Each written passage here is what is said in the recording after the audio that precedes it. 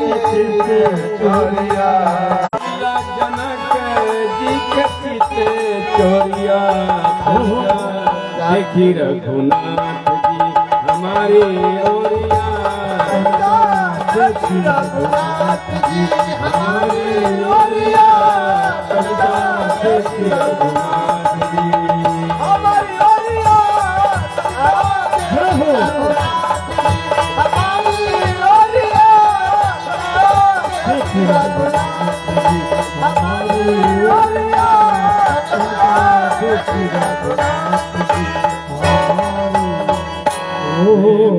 बोलिए रामचंद्र भगवान की जय हो।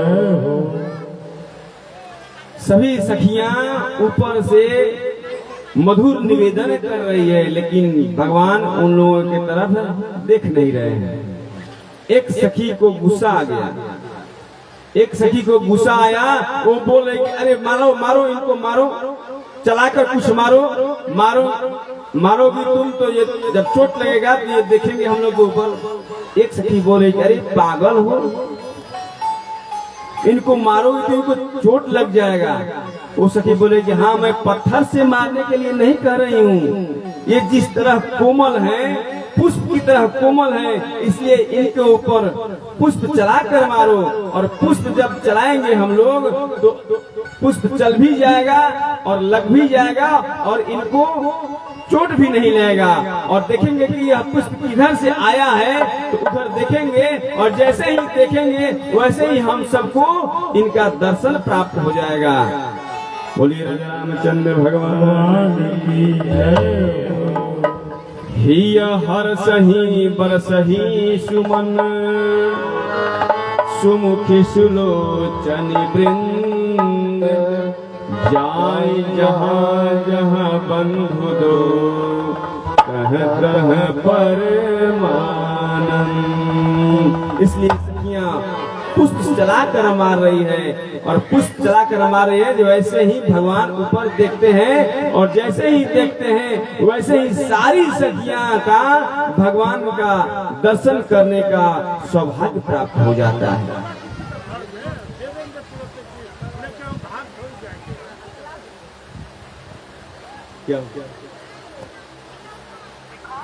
और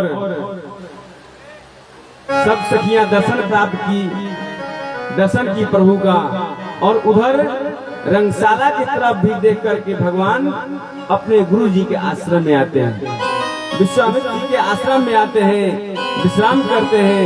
विश्राम करने के बाद प्रातः काल सवेरे सवेरे जगते हैं भगवान, पहले जगते हैं, उसके बाद लक्ष्मण भैया जगते हैं, और नित्य क्रिया करने के उपरांत राम जी सोचते हैं कि गुरु जी उठेंगे तो नित्य क्रिया करने के बाद स्नान वगैरह करने के बाद वो पूजा करेंगे, और पूजा में उनको पुष्प जल की जरूरत पड़ेगी। पूजा में उनको पुष्प जल की जरूरत पड़ेगी। इसलिए राम जी गए गुरु जी के पास, और गुरु जी की आज्ञा लेकर के, देखिए यहाँ कर्तव्य बोध का बोध हो रहा है कि कर्तव्यनिष्ठ, यानी कि जिसको जो करना है वह किसी के कहने बिना यदि कर दे तो उसको कर्तव्य बोध कहा जाता है। राम जी को पता है कि गुरु जी जगेंगे, स्नान करने के बाद वह पूजा करेंगे, तो पूजा करने के लिए उनको पुष्प की जरूरत पड़ेगी। इसलिए गुरु जी के कहने के पहले ही गुरु जी के पास जाकर के आज्ञा मांगते हैं कि गुरु जी आप पूजा करेंगे तो आपको पूजा में पुष्प की जरूरत पड़ेगी, क्या हम पुष्प लेने जाएं? आज्ञा मांगने जा रहे हैं। आज्ञा लेते हैं, और आज्ञा लेकर के लक्ष्मण भैया और राम जी चलते हैं। यहाँ गोस्वामी जी लिखते हैं, समय जानी गुरु आय सुपाई, लेन प्रसून चले दो भाई। समय जानी गुरु आय सुपाई, लेन प्रसून चले दो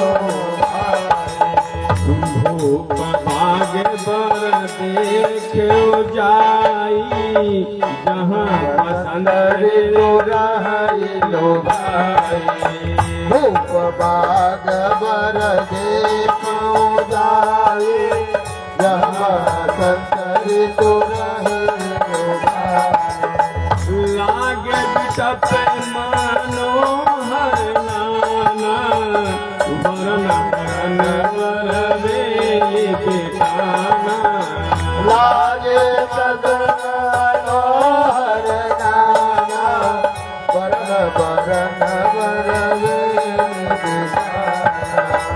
नव पल्लव फल सुमन सुहाए निज संपत्ति सुर सुर न जाए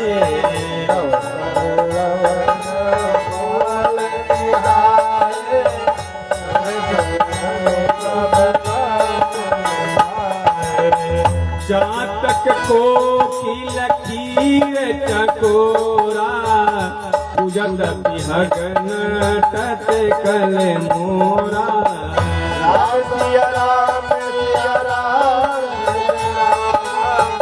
राम सिया राम सिया राम जय राम चहु दिश चितई फूलो थे माले गन लगे लेने दल फूल मोदित गन चौदिस चिताई पूछे माले घर लगे ले नगल फूल मोदित प्रेम श्री रामचंद्र भगवान की। अपने गुरु महाराज से आज्ञा लेते हैं और आज्ञा लेने के उपरांत दोनों भैया पुष्प दल लेने चलते हैं। कहाँ? जनक जी महाराज के जोग वाटिका, कहें तो पुष्प वाटिका में, पुष्प वाटिका में चलते हैं। यहाँ जगह जगह पर श्री रामचरितमानस में 3 वाटिकाओं का उल्लेख है। आप लोग जानते हैं 3 वाटिका है। कौन कौन? एक तो महाराज जनक जी के नगर में है पुष्प वाटिका, दूसरा है अशोक वाटिका रावण के पास लंका में, और तीसरा है किष्किंधा में सुग्रीव जी महाराज के पास जिसका नाम है उपवन वाटिका। 3 वाटिकाओं का उल्लेख किया गया है। एक जोग वाटिका, एक भोग वाटिका, एक उपयोग वाटिका। लंका में भोग वाटिका, जनकपुर में जोग वाटिका, और जोग वाटिका और भोग वाटिका के बीच में उपयोग वाटिका, उपवन वाटिका। उस उपवन वाटिका में सबका प्रवेश नहीं था, किसी का प्रवेश नहीं था, प्रवेश वर्जित था। केवल रखवारे लोग रहते थे, रखवाली करते थे। जब सीता माँ को हरण करके रावण ले गया था तो उनको खोज करने के लिए जब हनुमान जी, अंगद जी, नल नील आदि गए थे तो सुग्रीव जी महाराज ने कह रखा था कि जब आप लोग सीता जी को पता लगाकर आइएगा तब आप लोगों के लिए इस वाटिका में प्रवेश मिल जाएगा। और जब सारे कपि पता लगाकर आए तो जामवंत जी पहले बोले कि चलो हम लोग को परमिट मिल गया है, पहले महाराज सुग्रीव के पास न चल करके, राम जी के पास न चल करके पहले कहाँ चले? पहले वाटिका में चले, पहले फल खाते हैं।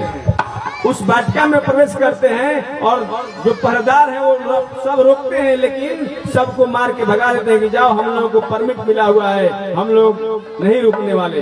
अंदर प्रवेश कर गए और जाकर के बाग में फल खाने लगे। पहरेदार वहां से भागे भागे सुग्रीव जी महाराज जी के पास जाते हैं और जाकर के बोलते हैं कि महाराज अंगद जी अपने सारे कपियों को लेकर के वाटिका में प्रवेश कर गए हैं, वो मान नहीं रहे हैं। इस बात को सुन करके सुग्रीव महाराज दुखी नहीं हुए, क्रोध नहीं किए, बल्कि खुश हुए, क्योंकि उनको पता चल गया कि मैं ही बोल रखा था कि जब सीता जी को पता लगाकर आइएगा तो आप लोगों के लिए इस वाटिका में प्रवेश मिल जाएगा।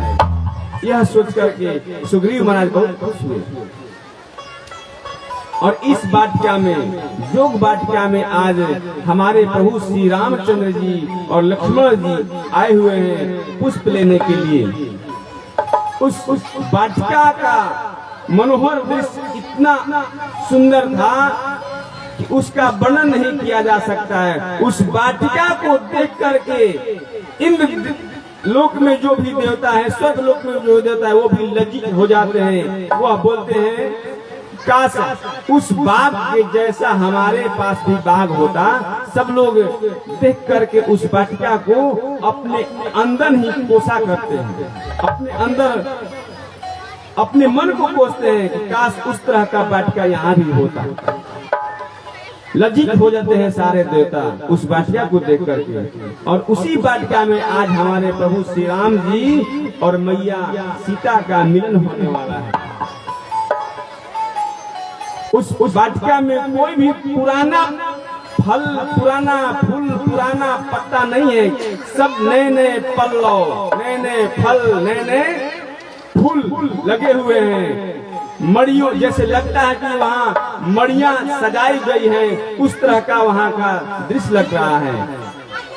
नव पल्लव फल सुमन सुहाए, नए नए फल, नए नए पत्ते, नए नए फूल लगे हुए हैं। और उस वाटिका के बीच में एक सरोवर था।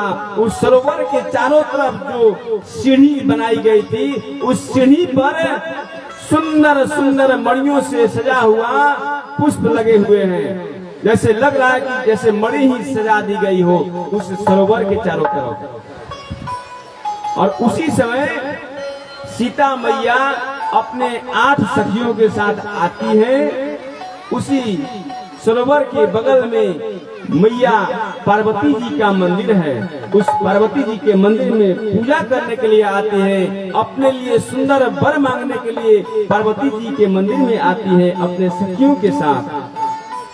मैया पहले सरोवर में जाती है, स्नान करती है। स्नान करने के उपरांत मंदिर में जाती है, मंदिर में पूजन अर्चन करती हैं। साथ में जो सहेलियां लोग हैं वो भी जाती हैं। लेकिन एक सहेली जो है, एक सखी पूजा छोड़कर के बाग देखने चली जाती है। और जैसे ही बाग देखने आ रही है, उसी तरह भगवान राम जी और लक्ष्मण जी भैया पुष्प दल ले रहे हैं। और जैसे ही उस सखी की नजर भगवान राम पर पड़ती है, वैसे ही अपना शुद्ध बुद्ध को खो बैठती है। जो उसका पैर है, न पैर आगे जा रहा है न पीछे जा रहा है, डगमग डगमग पैर पड़ रहे हैं, अपना शुद्ध बुद्ध खो बैठी है। और जैसे ही भगवान को देखी, वैसे ही इधर पलट करके और सीता माँ के पास आ रही है। आंख से रो रही है और मुख से हंस रही है। मुख से हंस भी रही है और आंख से रो भी रही है। खुशी भी है और वह बोलने का चेष्टा करे, लेकिन उसको बोलने का समय नहीं मिल पा रहा है। इतना वह घबराई हुई है अंदर से। एक सखी बोल रही है, क्या हुआ, क्या देखकर आई हो, कुछ तो बताओ। अब ये सखी जो है अपने मन में सोचती है कि कैसे बताऊं। अरे कुछ कर दिया है शायद, अब बता रही है, कुछ कर दिया है शायद, उससे दीर्घ विशाल ने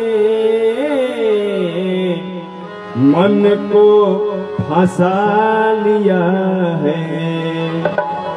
घुंघराले बाल ने